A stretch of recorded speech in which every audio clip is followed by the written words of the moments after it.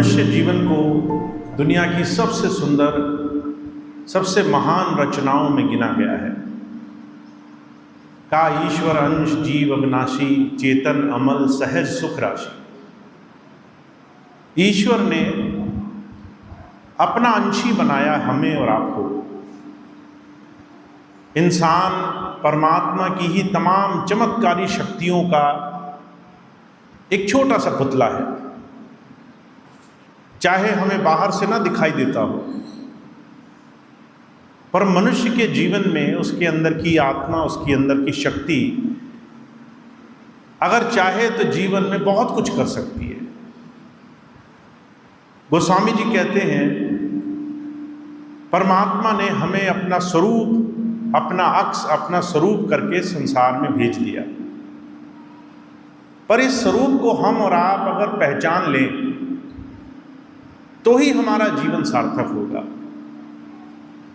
अगर हम अपने असली स्वरूप को नहीं जान पाए तो क्या होगा? तो हम संसार में सारा जीवन विषय विकारों के पीछे, दुनिया की वस्तुओं के पीछे दौड़ते दौड़ते आखिरी क्षण संसार की आशा करते करते संसार से प्राण त्याग देंगे। और हमारे सामने जीवंत उदाहरण है। हम चारों तरफ समाज में देखते हैं, एक आदमी संसार में सारा जीवन धन दौलत वैभव बड़ी बड़ी चीज़ों के लिए दौड़ता है, सारी जीवन गुजार देता है। एक समय ऐसा आता है बुढ़ापा, जिसे हम अपने जीवन में लाचारी के रूप में देखते हैं। न शरीर काम कर रहा है, न संसार की चीज़ें वैसी हैं जैसे हम सोचते थे। हम ये देखते हैं कि हमारे सामने सब कुछ खुले हाथों लुटता चला जा रहा है और हम कुछ नहीं कर पाते।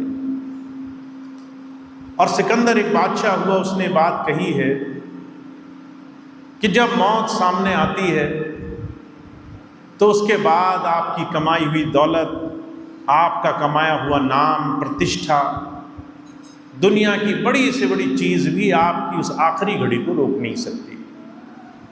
आप सारी दुनिया में किसी को भी धोखा दे सकते हो, अपने अंत समय उस धर्मराज को धोखा नहीं दे सकते।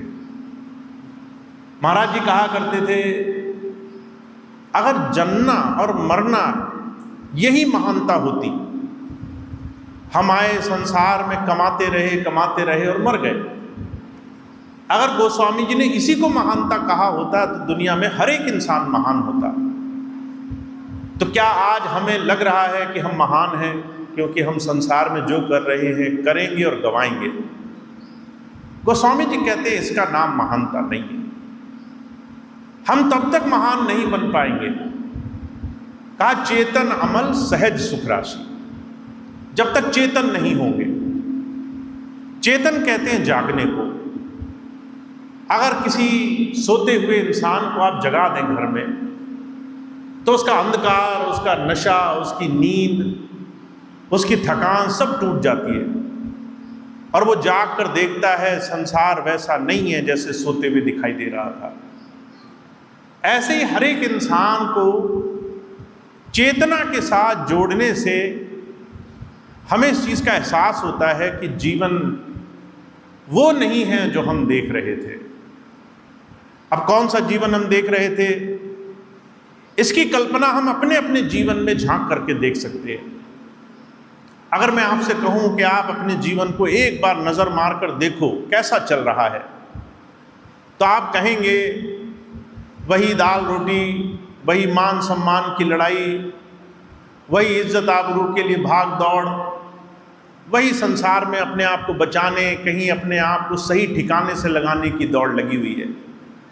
और हमें ये भी पता है इसका अंत क्या है। ये सब करते करते लगातार हम कहाँ तक जाएंगे।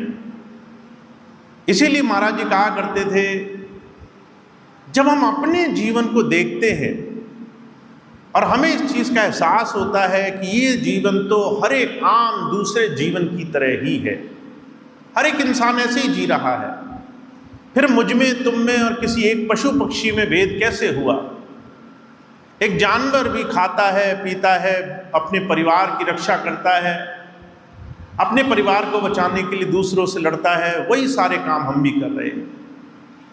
जब हम विचार करते हैं, जब महापुरुषों ने विचार किया, जब संतों ने, महापुरुषों ने, पीर फकीर औलियाओं ने जीवन को देखा, जब चिंतन किया, मनन किया, तो उन्होंने पाया कि हमारा जीवन ये स्थूल जीवन है जिसे हम जी रहे हैं, इसे बाहरी तौर से हम जी रहे हैं। इस जीवन का बाहरी स्वरूप सिर्फ आधार हिस्सा है। अपने चेहरे का आईने में दिखने वाला सिर्फ आधा हिस्सा है जो बाहरी जीवन है। इस जीवन का एक आंतरिक स्वरूप है जिसे सूक्ष्म, जिसे माइक्रो वर्ड के रूप में कहा जाता है। वो चीज़ जो तुम्हारे अंदर हो रही है, उस चीज़ को जानने के लिए संतों ने, महापुरुषों ने चेतना का सहारा लिया है। आपको चेतन होना पड़ेगा। अब चेतन होने की एक छोटी सी पहचान बताइए। आप आंखें बंद करो और खोलो, आंखें बंद करो और खोलो, 5-6 बार ऐसा करो, तो आपको आंखें बंद करने के बाद खोलने पर जो चेतना महसूस होती है, वो चेतना आपको जीवन के हर एक पहलू के बारे में होने लग जाए। आपको ये समझ में आने लग जाए जो भी आप कर रहे हो उसमें आपका फायदा है या नुकसान है। और अगर सब कुछ करने के बाद भी नुकसान है तो असलियत में जीवन क्यों मिला। गोस्वामी जी कहते हैं ये चेतना आपको गुरु, एक संत, एक महात्मा, एक प्रभु प्राप्त योगी देता है। अब गुरु कौन है, एक प्रभु प्राप्त योगी कौन है? बहुत से लोग कई बार गुरु शब्द से चिढ़ते हैं।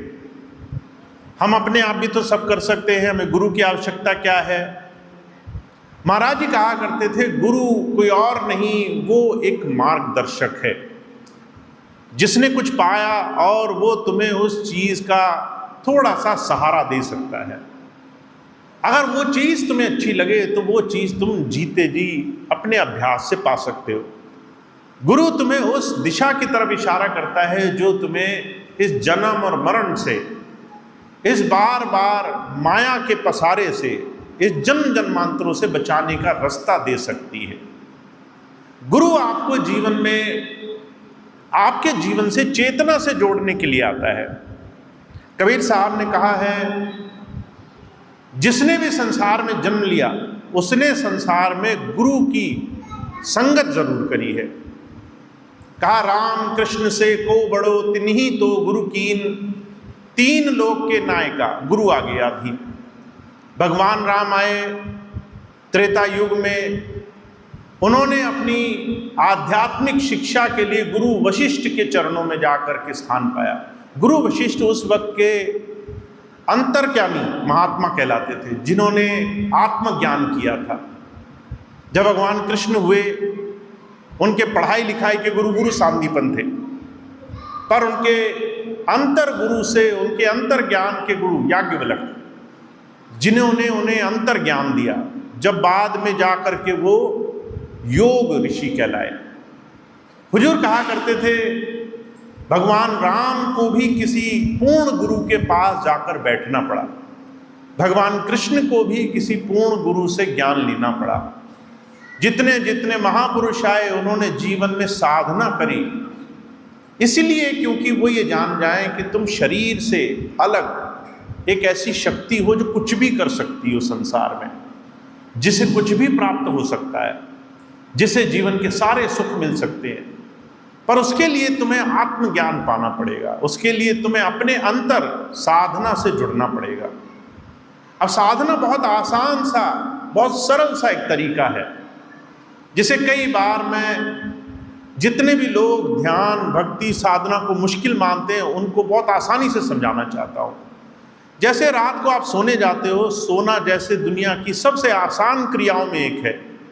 मैं आपसे कहूँ कि सोने में कितनी मेहनत लगती है, तो आप कहेंगे दुनिया का सबसे आसान काम सोना है। आप जब सारे काम से थक जाते हो तब सोने जाते हो, और सोने के लिए आपको सिर्फ आंखें बंद करनी होती है। आंखें बंद करते ही दुनिया का सबसे आसान काम हो गया।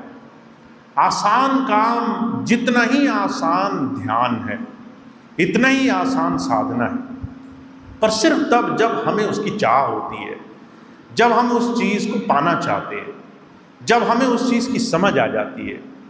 अगर हमें चाहना ना हो, अगर हमें चाह ना हो कि हम जीवन में क्या पाएं, तो हमें कोई सामने परोस कर भी दे दे तो भी हम उस रास्ते को करने को तैयार नहीं होंगे। तो हुजूर कहा करते थे, हमारे जीवन में हमें साधना से जोड़ने के लिए किसी गुरु की आवश्यकता है, और इस जीवन में हम इस काम को तभी कर सकते हैं जब हम पूरी चेतना में हों, पूरी शक्ति में हों। स्वामी रामकृष्ण परमहंस एक बहुत पहुंचे हुए महापुरुष हुए कलकत्ता के। एक बार उनके पास एक भाई आया, कहने लगा, महाराज मुझे ज्ञान चाहिए, पर मैं अभी काम काज में बड़ा व्यस्त हूँ, मैं अभी नौकरी चाकरी में लगा हूँ, मैं तब आऊँगा जब मैं काम काज पूरे कर लूँगा। रामकृष्ण परमहंस जी ने पूछा, कब कर लोगे? कहने लगे, अभी तो नौकरी चाकरी है, बच्चे बड़े हो जाएं, जब बच्चे सयाने हो जाएंगे, नौकरी चाकरी पूरी हो जाएगी, तब मैं आऊँगा नाम लेने। गुरुजी कहने लगे, परमात्मा ईश्वर जिसे तुम संसार में सबसे ऊंची शक्ति मानते हो, क्या उस भगवान के सामने जब कोई भोग चढ़ाते हो तो दुनिया की सबसे सड़ी गली चीज चढ़ाते हो क्या? जब भगवान के सामने फल लाते हो, फूल लाते हो, तो सबसे गंदे लाते हो क्या? कहने लगा, नहीं महाराज, सबसे सुंदर फल छांट के लाते हैं, सबसे सुंदर सबसे ताजे फल लेके आते हैं, सबसे ताजे फूल लेके आते हैं। कहने लगे, जब उस भगवान को चढ़ाने के लिए सबसे ताजी चीज ला कर रखी तुमने, और जब तुम्हें उसे अपना जीवन देने की बारी आई, तो वो सड़ा गला शरीर देने की तुम बिसात रखते हो जिसमें एक क्षण का सामर्थ्य ना हो, जो न चल सके, न साधना कर सके, न उसकी याद कर सके। जब तुम्हारे शरीर में दमखम ही नहीं रहेगा तो उस प्रभु की याद क्या करोगे? रामकृष्ण परमहंस की बात उस भाई को बहुत लगी, उसने तुरंत गुरुजी से नाम लिया। हुजूर कहा करते थे, परमात्मा, प्रभु, ईश्वर जिसको हम पाना चाहते हैं, वो ईश्वर सिर्फ हमारी बाहरी, सिर्फ मन के भावों से नहीं रीझता, वो सिर्फ हमारे फूल पत्री बेल फल से नहीं रीझता, वो सिर्फ हमें खास दिन थोड़ी देर याद कर लेने से नहीं रीझता कि हमने उसका मंदिर देखा, उसको थोड़ी देर प्रणाम किया, हमने आस्था से उसके सामने 2 घड़ी मन झुकाया और हमने सोचा ये हमारी भक्ति पूर्ण होगी। मन की साधना, मन से उस प्रभु की तरफ जुड़ना, ये वो साधना है जिसे संतों ने, महापुरुषों ने, अवतारों ने, यहाँ तक कि भगवान के जितने भी, भगवान विष्णु के भी जितने 10 अवतार हुए, 9 हुए, उनमें से सबने इसी बात को कहा। महाराज जी कहा करते थे, सबसे आखिरी अवतार भगवान बुद्ध का कहा जाता है। भगवान बुद्ध वो भगवान कहलाए जाने से पहले एक राजा के लड़के थे, उनका नाम सिद्धार्थ था, पिता का नाम शुद्धोधन। अब पिताजी, उन्होंने किसी ज्योतिषी को हाथ दिखाया कि मेरे बच्चे का जन्म होने वाला है, उसका भविष्य बताइए। तो ज्योतिषी कहने लगे, या तो ये बहुत बड़ा संत होगा या फिर एक बहुत बड़ा चक्रवर्ती राजा होगा। तो पिताजी को चिंता हुई, कहीं ऐसा ना हो लड़का वो घर बार छोड़ करके साधु बन जाए। उन्होंने बचपन से ही अपने लड़के को, अपने बच्चे को सुख सुविधाओं के इतने इंतज़ाम दिए कि इसे जरा सा भी दुख न महसूस हो। दुख नहीं महसूस होगा, कष्ट नहीं देखेगा, परेशानी नहीं देखेगा, तो कभी वियोग नहीं आएगा, कभी परमात्मा की याद नहीं करेगा। जो उसके मन में आता था पिताजी सब पहले से पहले इंतज़ाम करके रखते थे। एक दिन सिद्धार्थ, उसके मन में आया कि मैंने दुनिया, संसार, बहुत सारी विलासिता, सुख सुविधाएं सब देख ली हैं, दुनिया में बाहर क्या है ये देखना है मुझे। एक दिन अपने बड़े खास मित्र के साथ वो महल से बाहर निकला और उसने दुनिया का दुख देखा, संसार का दर्द देखा, लोगों के कष्ट देखे, ऐसी ऐसी चीज़ें देखी उसने जिसको देखने के बाद वो सोचने पे मजबूर हो गया। एक बीमार आदमी देखा उसने। बीमार आदमी देखने के बाद सिद्धार्थ कहने लगा, क्या ये शरीर बीमार भी होता है? जिस शरीर को हम इतना खिलाते पिलाते सुख सुविधाओं में रखते हैं, ये बीमार क्यों होता है? बीमारी क्यों रखी भगवान ने? दूसरा आदमी देखा उसने जो वृद्ध था, बुढ़ापा। कहने लगा ये शरीर बूढ़ा भी होता है, अगर परमात्मा ने हमें भेजा संसार में, अगर ये सारी सुख सुविधाएं रखी, तो बुढ़ापा क्यों है? बुढ़ापा क्यों दिया भगवान ने? तीसरा, उसने एक मरा हुआ आदमी देखा जिसको अर्थी पर लोग ले जा रहे थे, कह रहे थे राम नाम सत्य है। अब वो देख करके तो वो चौंक गया, कहने लगा अगर हम संसार में सुखी भोगने आए थे तो मरे क्यों? अब ये सवाल कोई उसका जवाब नहीं दे पाया। बुढ़ापा क्यों आता है, बीमारी क्यों आती है, मरना क्यों है, हमसे भी कोई पूछ ले तो हमारे पास जवाब नहीं है। हम सोचते हैं ये सारी चीज़ें कभी नहीं आएंगी, आ जाती हैं तो हम बिलख जाते हैं, परेशान हो जाते हैं, बीमार क्यों हुए, बुढ़ापा क्यों आया, हमारा अंत समय क्यों आया। सिद्धार्थ को चिंता हो गई, अगर सारी चीज़ें सुख सुविधाओं के लिए थी तो फिर मरना क्यों है, बुढ़ापा क्यों है? सवाल का जवाब कोई नहीं दे पाया। उन्होंने घर छोड़ा और इन सवालों का जवाब ढूंढने निकल पड़े। और इतिहास गवाह है, जब आप पढ़ेंगे तो पाएंगे 12 वर्ष का संन्यास उन्हें लगा। उन्होंने हर जगह जा करके सवाल का जवाब ढूंढा और जब जवाब मिला तो साधना में मिला, अंतर जुड़ करके मिला कि तुम इस संसार में सुख भोगने आए ही नहीं थे। तुम जन्मे इसलिए नहीं थे कि दुनिया की चीज़ें बटोर लो, तुम इसलिए आए संसार में कि तुम संसार का अनुभव लो। दुनिया की चीज़ें जैसी हैं वैसी उस चीज़ों को स्वीकार करो। सुख मिले तो देखो सुख का रस क्या है, दुख मिले तो देखो दुख का रस क्या है। अगर अच्छा हो तो अच्छे का भला देखो, अगर बुरा हो तो बुरे से भी अनुभव लो। तुम किसी चीज़ को बदल नहीं पाओगे। कहानी लाभ जीवन मरण यश अपयश विधिहार। संसार में भगवान ने, ईश्वर ने जो आपका लेखा लिखा है, उस लेखे को बदलने का आपको साहस नहीं दिया। आप जब जब कोशिश करते हो ना कि मैं इसके पास उसके पास जा करके अपना लेखा बदल लूँ, तब तब लोग ठगी मार लेते हैं, लोग तब तब अपना व्यापार चला लेते हैं। उन्हें पता है आप दुखी हो, आपके दुख से पैसा कैसे निकालना है। पर गोस्वामी जी कहते हैं तुम्हारे जीवन में तुमने जन्म इसलिए लिया ताकि तुम अनुभव ले सको। सुख मिले सुख भोग कर देखो, दुख मिले तो दुख का भी रस लेकर देखो। कड़वा मिले कड़वा लो, अच्छा मिले अच्छा लो। और इन दोनों चीज़ों में देख करके समझो तुम्हारा जीवन कितना महान है, तुम्हारा जीवन कितना सुंदर है। हमारे स्वामी जी महाराज अक्सर एक मिसाल फरमाया करते थे। एक बार एक राजा वो विलासिता में आराम में खूब बैठा, खूब दिन भर सारा समय यही देखता रहता था कि मुझे जीवन के सारे सुख कैसे मिले। आपने भी एक चीज़ देखी होगी, अगर आपको एक चीज़ कोई बहुत अच्छी लग रही है, कपड़ा हो, गहना हो, मकान हो, कोई भी चीज़ बहुत अच्छी लग रही है, वो बहुत दिन अच्छी नहीं लगेगी। आज अच्छी लग रही है, 4 दिन बाद उस चीज़ को आप देखोगे भी नहीं।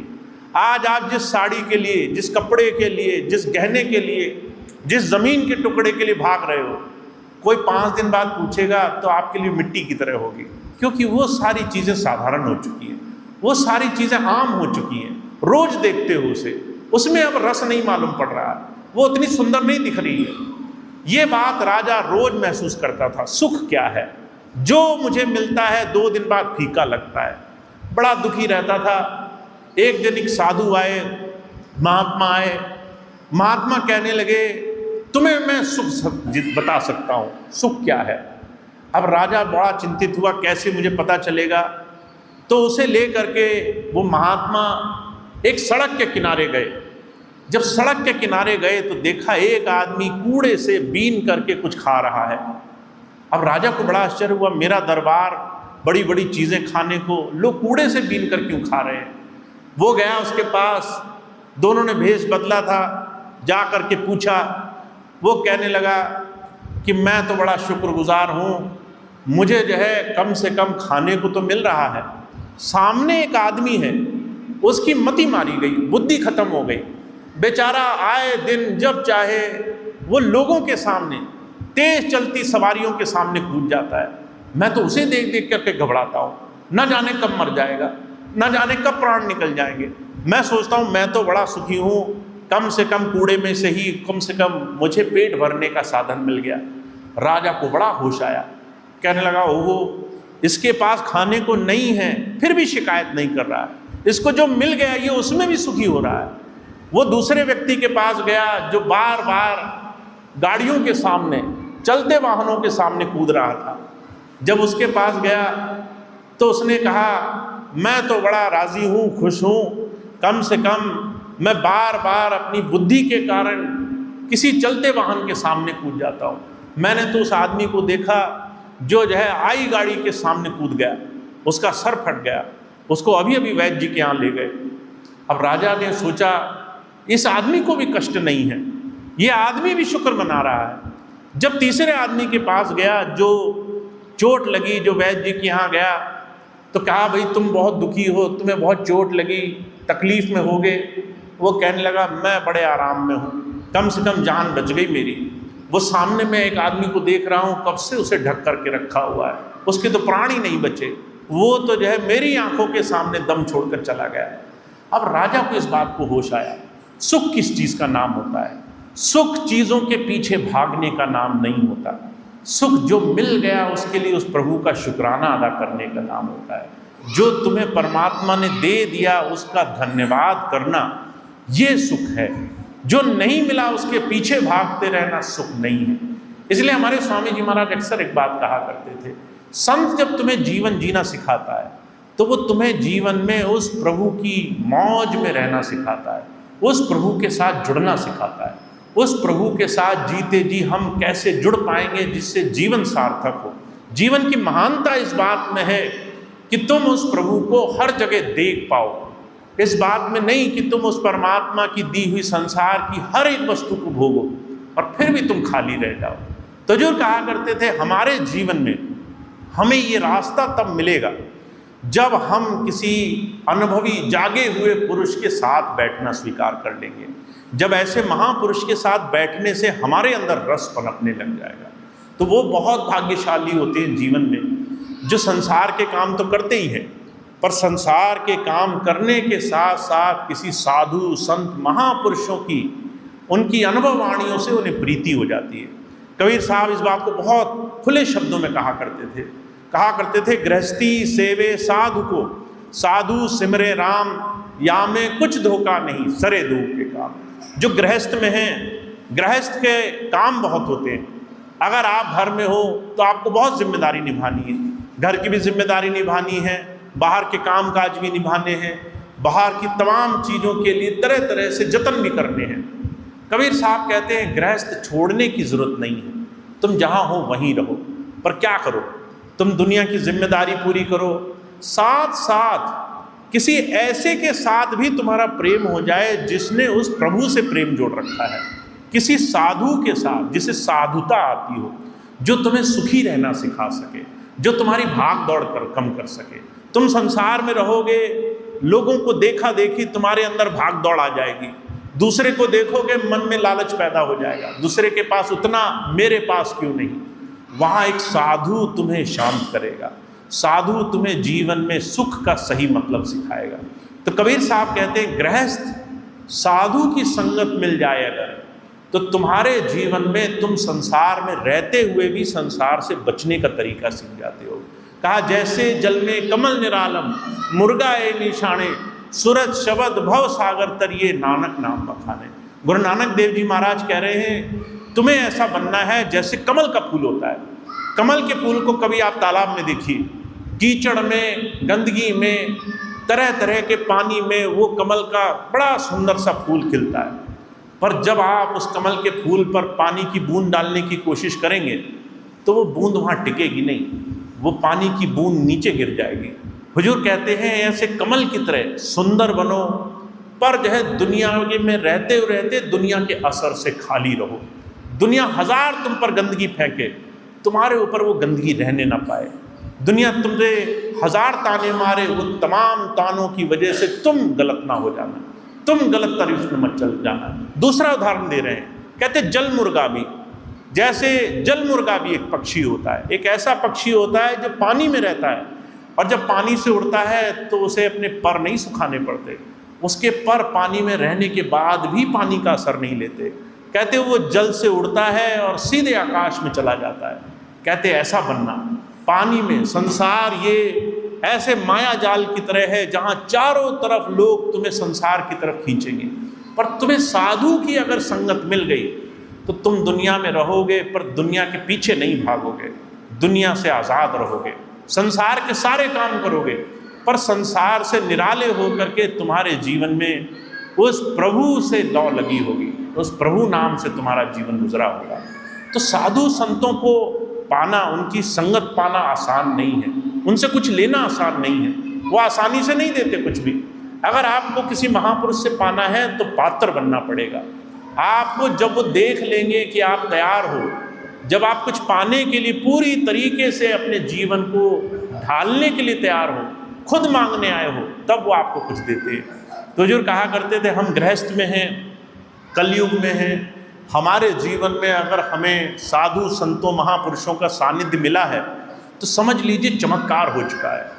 इस चमत्कार का लाभ लेने के लिए आपको बस कुछ काम करना है, ये कि आप जीवन को दूसरी नज़र से भी देखो। आप उस नज़र से देखो जिस नज़र से ये संसार तुम्हारा नहीं रहेगा। उस वक्त तुम क्या करोगे? जब तुम्हारे पास दुनिया की कोई चीज़ नहीं रहेगी, तब तुम संसार में कैसे रमोगे? उस नज़र से जब आप देखते हैं तो आपको धर्म की, आध्यात्म की ज़रूरत समझ में आती है। आपको संतों की ज़रूरत क्या है संसार में, ये समझ में आती है। आप मंदिर क्यों जाते हैं, ये समझ में आता है। आप ईश्वर को क्यों याद करते हैं, आपको ये तब समझ में आता है। ईश्वर आपकी ज़रूरतें पूरी करने के लिए नहीं है, ईश्वर आपको दुनिया की ज़रूरतों से हटाने के लिए है, आपके अंदर उस प्रभु का प्रेम जगाने के लिए है। तो महाराज जी कहा करते थे, हम पूजा तो करते हैं, हम ईश्वर, मंदिर, भगवान, तरह तरह से अलग अलग अवतारों के सामने हाथ तो जोड़ते हैं, पर हम उनसे कुछ मांगते रहते हैं। उस मांगने को कैसे बदलना है और उसमें हमें कैसे सही चीज़ मांगनी है, तब ये हमारे जीवन में भक्ति का आशय समझ में आएगा। तो आप सबके घरों में मंदिर होंगे, भगवान की प्रतिमाएं होंगी, आप उनको रोज़ दिया जलाते होगे, रोज़ उनसे कुछ मांगते होगे। पर महाराज जी कहा करते थे कि जब तक तुम पात्र नहीं बनोगे तुम्हें सही चीज़ नहीं मिलेगी। कहा, क्या मांगूं कुछ स्थिर न रहाई, देखत नैन जगो जग जाई। तुम जब तक मांगना नहीं सीखोगे सही चीज़, तब तक तुम लाख भगवान के आगे हाथ जोड़ो, ईश्वर तुम्हारी अंदर की स्थिति जानता होगा। तुम उससे कहोगे, हे भगवान मेरा घर धन धान्य पैसे तरह तरह की सुख संपत्ति तरह तरह की सुविधाओं से भर दो। और जब वो तुमसे कहेगा कि भाई तुम ये सब पाना तो चाहते हो, पर बदले में क्या दोगे, तो हम बदले में कुछ देने को राजी नहीं होंगे। हमारे पास 2 मिनट का समय भी नहीं होगा। हम कहेंगे हम बस 2 मिनट तुम्हारी याद कर सकते हैं, उसके अलावा हम कुछ नहीं कर सकते।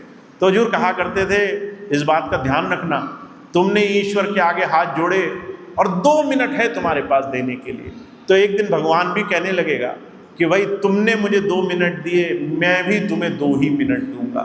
जब तुम समस्या में होगे, जब तुम मुझे याद करोगे, जब तुम मुझे पुकारोगे, तो मैं तुम्हें सिर्फ 2 ही मिनट दूंगा, क्योंकि तुमने भी मुझे सिर्फ 2 ही मिनट निकाल कर दिए।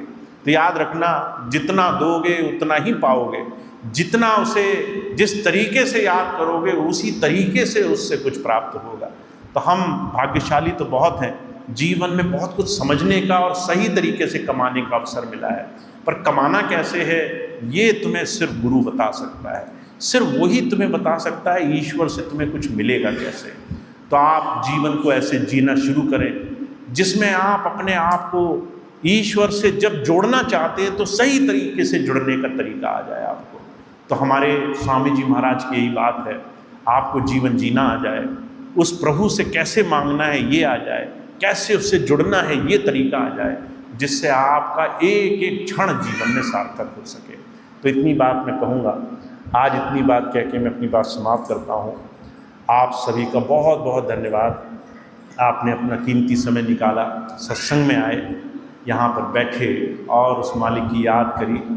गोस्वामी जी कहा करते थे कि एक घड़ी आधी से पुनियाद, तुलसी संगत साध की हरे कोट अपराध। तुम अपने अगर सच्चे दिल से एक क्षण निकालोगे उस ईश्वर के लिए, तो तुम्हारा एक क्षण कई बार लोगों की घंटों घंटों की साधनाओं से ज़्यादा कीमती होगा। तुम्हारा सच्चा दिल जो उस प्रभु को याद कर रहा है, उसका एक क्षण कई बार लोगों की सालों साल की भक्ति पे भारी पड़ेगा। तो तुम्हारा जो भी प्रेम भाव है वो सबसे ज़्यादा कीमती है। तो हमारा ये समय, हमारा ये जो हमने उस प्रभु की याद के लिए थोड़ा समय निकाला, ये सार्थक हो, आप सभी को जीवन में आगे बढ़ने का अवसर मिले, ऐसी स्वामी जी से प्रार्थना है। वो आपको बहुत बहुत रास्ता दें ताकि जीवन आप सार्थकता की दिशा में आगे बढ़ा सकें। तो इतनी बात कह के मैं अपनी बात समाप्त करूँगा। एक प्रार्थना होगी और उसके बाद आज का कार्यक्रम समाप्त होगा।